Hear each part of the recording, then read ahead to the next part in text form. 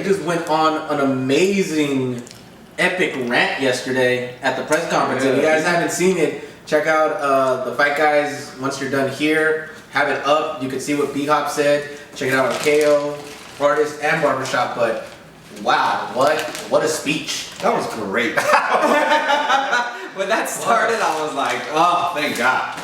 It was good to see just vintage kind of Hopkins. You've always, like seen it in press conferences and stuff. To be there live was awesome. He got in his face, like away from the mic, like he's like comment, like right in his face. I was like, the rapper? Like, oh man, that was awesome. But I think he got pissed because right before that, as like soft-spoken and stuff as Joe Smith sounds, I mean, he said, he was like, I'm going to knock him out. I want to knock him out. I want to be the first one to do it. It hasn't happened yet in his career, and I want to do it. And you don't say something like that to Bernard Hopkins without expecting something back. So, and God, it was epic coming back. He punished that boy for sure. And then Joe LaGuardia saying that Joe Smith is going to win this for the common man. That's literally what gave the ammunition to B-Hop to go on that special common rant, because my God, even I'm still like, I go back to it and I watch it. It's just amazing what he says. Awesome. He even refrained from saying, I'm not going to give him the Kelly Pavlik treatment. I end careers. I'm like, damn. So I don't wish the Kelly Pavlik treatment on him. Like, wow. Awesome. He even has a name for the treatment. That's what's bad. It's like, I don't know. B-Hop still has it. 51 years old, about to be 52 next month.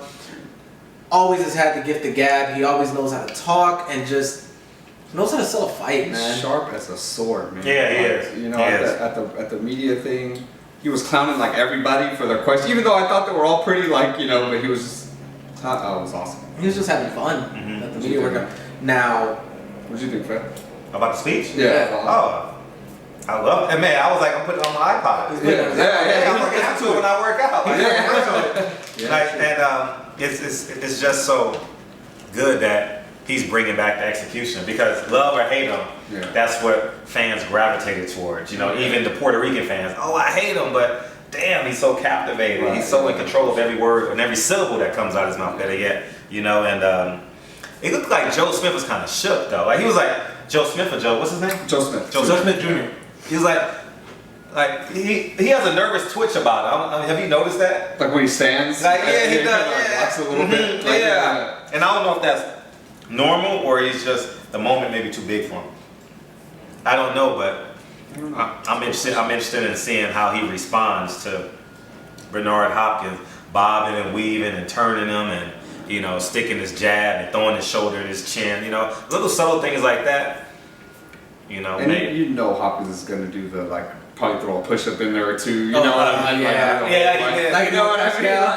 Like Pascal fight, right? Yeah. He's gonna do all that stuff just to continue to get in his head, whether he's doing good or not. He's just gonna do it because it's. I would think even especially if he's not doing good, just to kind of be like, all right, let me do something. He did it against Kovalev and everything, even though Kovalev was beating him, he was still playing around with him, Yeah. So it's gonna be great to see. Tune into that for sure on HBO. That show starts at 7. I'll hear that. Alexander Usyk is the first fight. That first fight is awesome. amazing. Alexander Usyk is enormous. That dude, I'm glad he cut his hair. Do you see that box rec thing he did with the hair? He has braids. You see what I'm talking about, right? I saw it. He has these long braids down to here, really? kind of like Fernando Vargas style back in the day. But it was a good look. It's a good look that he got rid of it. But that's gonna be a good fight. JoJo's I like that kid. Yeah. Real good kid. Man, the collision course that him and Oscar Valdez are on. I'm excited to see that. Yeah. Hopefully they keep going the way they are, because that's gonna be a juicy. And I love that they both know it. They both are like, yeah, we're every time we talk to them about it, they're like, yeah, no, we're gonna fight eventually. But they're also very friendly with each other. They're not, not talking shit yet. But yeah, those kids are awesome. We're very extremely lucky to have access to both of them. So Gary, that's awesome. Oscar is in The Rock. JoJo's on Monte and everything like that. So yeah, we got great access to it. And the WBC just named him Prospect of the Year too. Which one? JoJo. Oh yeah. They named him Prospect of the Year. And like I said, when we've been talking about Valdez, he's literally where Valdez was a year ago, because that's who they named Prospect of the Year. Oh, you're right. Yeah, so it's like the parallels. Yeah, the parallels for them is just. I can't wait for that fight. It's funny. Last time I interviewed Oscar, I started with Was that like 3 years ago? No, this was like. I've been trying to get an Oscar interview for the longest time. I've been trying to get an Oscar interview for the longest time. I got Oscar De La Hoya at the toy drive thing. This morning? No. Oh, tomorrow. Sorry, not the toy drive. Tomorrow morning. The giveaway thing that he did at the gym. Yeah. And they were trying to let me talk to him, but I was like in the middle of the crowd. And luckily he was cool because he saw me and he was like, all right, like I'll sign stuff and give you some time. So that was cool. But yeah, trying to get Oscar now is a pain for sure. Yeah, it's hard. You almost got him yesterday. You were right there. I was trying. You've been trying. I've been trying to get him, but they seem to pull him out. You know what I mean? He wants no parts of media. So I don't know why. We'll see. Maybe he's tired of the good luck. But he did make a big announcement yesterday on ESPN. Well, that's exactly what we're going to get at. We'll talk about that later. Yeah, we'll get to that soon. But talk to me, since we're still talking about B-Hop and everything. I know last week I saw you at the Morris Cuellar weigh-in, and even afterwards, you still had a lot of time with Nassim Richardson. Did anybody ask or did they get into why he's not training B-Hop for this fight? Yeah, he said he just didn't get a phone call. I mean, it was plain and simple. And how many years have they been together? How many? Ever since I've known boxing, and that's why when I asked him 2 days ago, I said, all I know is you and Richardson. Like, I don't know. It's like Karl Malone, Jerry Sloan. Like, you know, you go in the Hall of Fame together. Like, you ride off into the sunset. And yeah, you're right. It looks weird. Yeah, it looks weird. Karl Malone and John Stockton were this, but then you saw Karl Malone, Gary Payton, and Kobe. Like, I don't know. Wait, what? It didn't work either. Yeah, they didn't even make the playoffs that year. No, they did. They made the finals. They just lost to Detroit. Karl Malone? Karl Malone, Kobe. Is that the year they got swept? 4-1? 4-1, yep. That was it, yeah. You sure? I'm positive. Okay. Magic Johnson positive. Okay, Magic. But he didn't really say nothing, but you know there's some behind the scenes stuff, behind the scene conversation that has to occur because you have so much history together. And it seemed like, speaking to Bernard, he's separated the emotional side of his life from the pragmatic approach to his life. You know, Nassim Richardson's had a stroke. He's older. I don't know. Like I said, I don't get a chance to see Nassim Richardson train in the boxing ring because he's on the East Coast. But Bernard knows, you know, I mean, what he looks like in the ring now. So that's their discretion. But I mean, I shagged Nassim Richardson all day that day because I don't get a chance to see him, you know what I mean? And I just let him talk. And he spits gold. Yeah, he just, oh man, just standing there. I think I asked him maybe like 1-2 questions, and my interview's like 12 minutes long. You know what I mean? Because he's just like, boom, boom, boom, boom. I'm like, oh. And that's exactly what I did. I followed him all the way out the door. And but there's some animosity there. It has to be, you know, like. You know, it's like brothers or sisters, you know. Exactly. You grow up and then you don't talk for 5 years, or you leave the business, family business for some odd reason. Yeah. So, and that's what it was. It seemed like they're both Muslim, you know what I mean? They both cut from the same cloth, you know, they both from the streets of Philly, you know what I mean? So, hopefully they can rectify their situation because post-boxing, they can be the bridge to a greater Philadelphia in terms of boxing and in terms of inspiring the community. Yeah, especially since B-Hop has that Golden Boy connection and everything like that. Philly fighters could sign there and everything, you know, and Philly's a hotbed, you know. We just had J-Rock, Jesse Hart to Top Rank and everything, Gabriel Rosado, even though, you know, his career and everything, still a Philly fighter and everything. So, Danny Garcia. So, yeah, there's a lot of prospects. McMill. Yeah. I was talking to what's his name, Mark. He's from like Knockout News. He helps out Fight Hype and stuff. And he's from Philly. And the white husky dude. Yeah. He's cool. And after the J-Rock thing, he's like, man, Philly keeps taking L's. And I'm like, I don't know what to tell you, Mark. Can't spell Philly without 2 L's. Yeah, right. Yeah. But was it Bernard? There was someone before Nassim. He worked with Nassim. He worked with all three. Freddie Roach, Nassim. No, but Nassim was like the second to somebody. What was that guy's name? You know what I'm talking about? No, I don't recall. Is it the tall, thin black guy? Not tall, but I thought Nassim was like second to somebody, and then he ended up going with Nassim because that guy was older.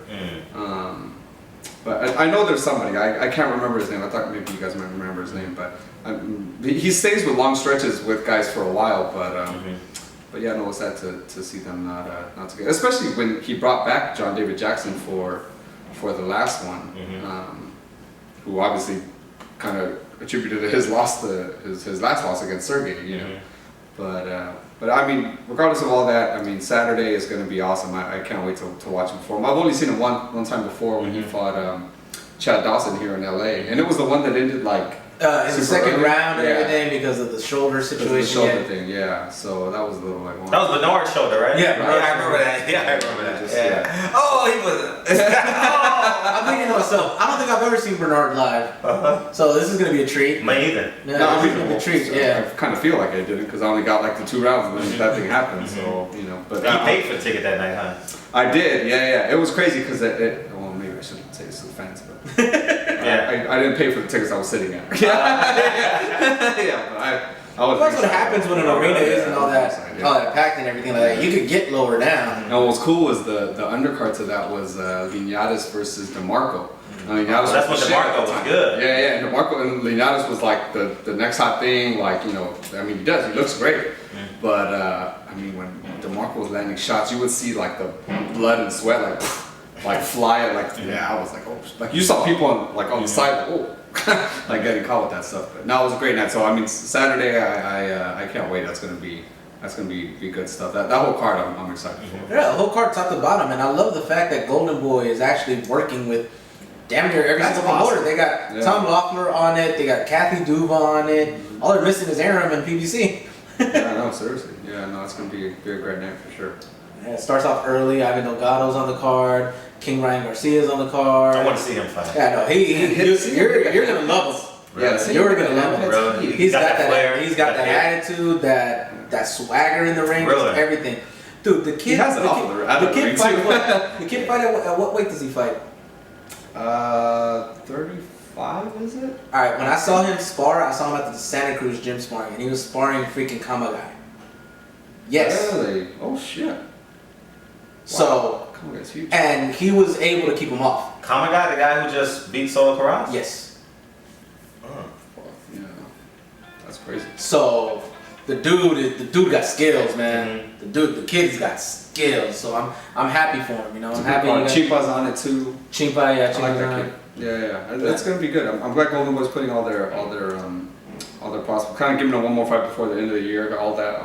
Well, they're filling up everything because they got the Friday night fight too with Jabronsky and I can't wait for that. At Fantasy Springs. That's gonna be a good fight. That is gonna be a great fight. The only thing I hate about the drive. Yes. God, it's gonna be rough. And then you got Friday, and it's gonna be raining here in LA. You know, out here in LA, we don't know how to drive when it rains. That's true. Yeah, people are just. We believe right after the weigh-in, we'll get there in time. Yeah, for sure. Yeah, but it's just, oh man, that drive is terrible. That drive is just bad. What? You want to cut it and do another segment or something? Yeah. Yeah, go ahead. What else are we going to talk about? You gonna wrap this segment up? Yeah. Just go ahead, man. I like the conversation, just going free flowing and everything, nothing else. But that's pretty much a recap on what's going on with Bud Crawford and his situation. This weekend's fights here in Los Angeles and in Indio, California against Sullivan Barrera, and Shabronsky is on HBO Latino. Starting, I believe, at 10 p.m. here on the West Coast, 7 p.m. over there on the East Coast. You guys get the live feed, you lucky bastards. You guys get to watch that again on Friday night. Saturday, obviously, tune in for a B-Hops fight with Joe Smith Jr. as the main event, the final one of his career. Joseph Diaz is fighting as the co-main event. And again, the Alexander Usyk fight is going to be bananas. Trust me, you guys will enjoy it. Fernando Pimentel from Behind the Gloves and the Fight Guys saying we'll see you guys at the fights.